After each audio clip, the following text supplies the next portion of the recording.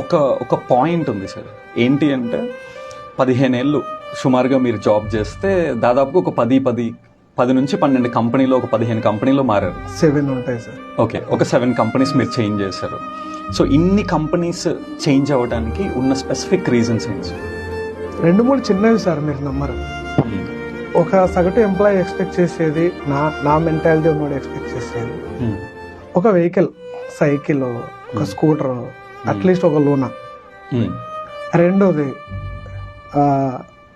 మా నేటివిటీ అనుకోండి, ఏదన్నా అనుకోండి, ఖాళీ కూర్చోవడం తెలియదు. 9కి ఆఫీస్ అంటే 8కి అక్కడ ఉంటా. లంచ్ టైం అని అదేమి ఉండదు. ఒళ్ళొంచి కష్టపడతాను, ఆకలి అవుతుంది. 8కు ఆఫీస్కి వెళ్ళాలి అంటే బాస్ తెచ్చుకోవడం కష్టం.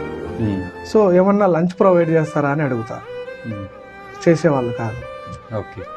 సో బేసిక్ చాలా స్మాల్ అన్నమాట. ఇలాంటి వాటి మీదనే నా ఫోకస్ ఉండేది. అలాంటి కంపెనీ ఏదన్నా దొరికితే కంటిన్యూ అయిపోదాం, లైఫ్ లాంగ్ కంటిన్యూ అయిపోదాం.